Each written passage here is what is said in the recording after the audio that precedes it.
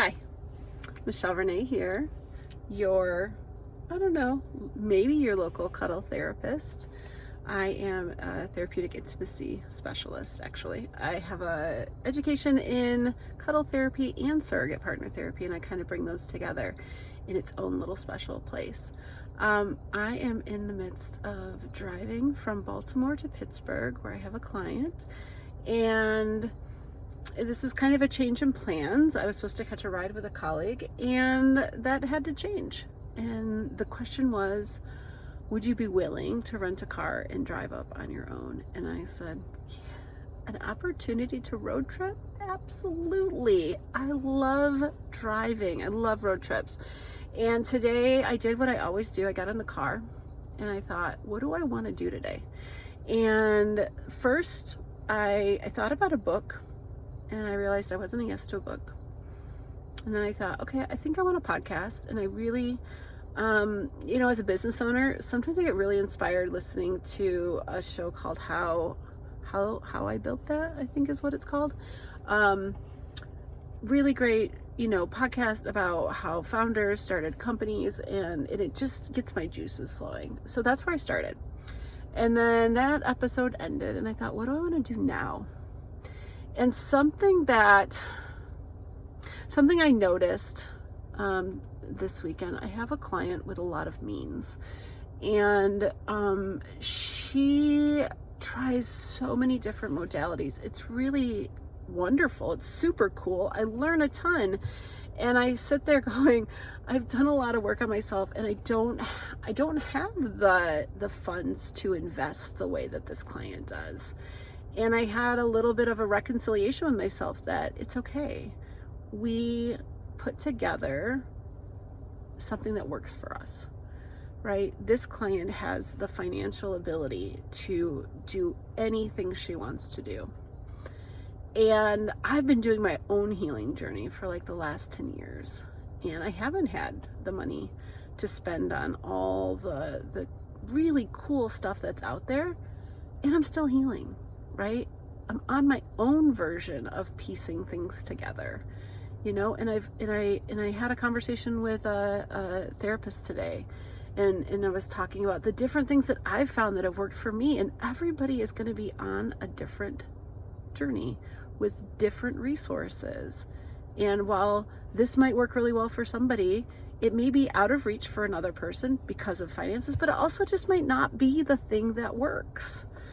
And I don't think my thing is the thing for everybody, right? I think that it works really well for some people, and I want to be with those people. I'm not here to convince someone that my way is the true way, because I just don't believe that to be true.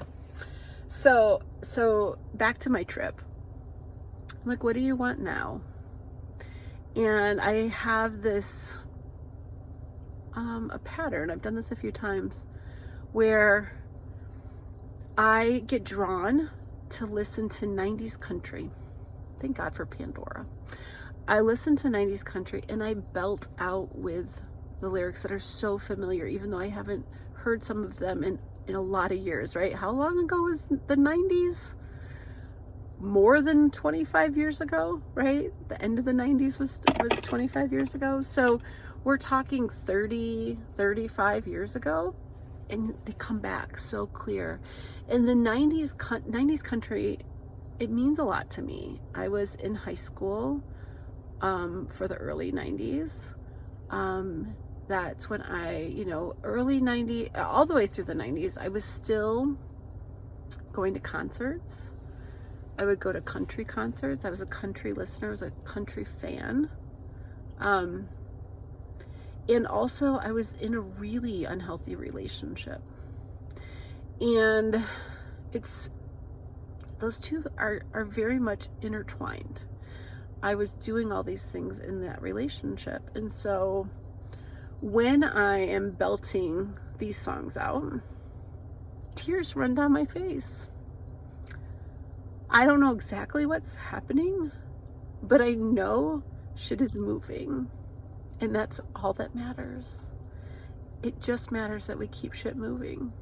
And whatever that thing is that helps you tap into that shit, Whether you can understand what's happening, maybe cognitively you don't really know, right? I don't know what's moving, but it's different than it used to be.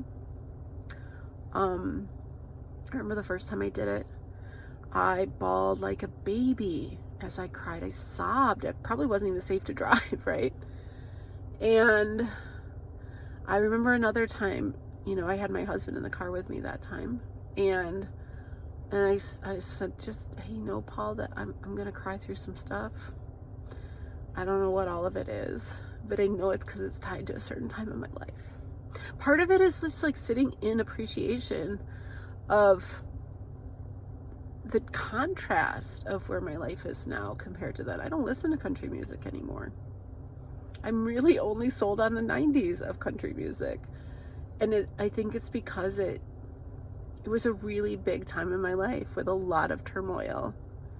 And I didn't even know how much turmoil it was at the time. I had to get away from it far enough to really understand it. And that's what's working for me today. So I'm just here to encourage you to keep experimenting, trying new things, seeing what works for you, and keep the shit moving. Keep it moving. That's how we get it out of our system. And yeah, say this message is endorsed by Catalyst. We're one way, but we're not the only way. And I just want to empower you to keep finding ways that work for you. It doesn't matter if somebody else endorses them. It doesn't matter if it's, research-based or what have you. If it works with you, keep doing it.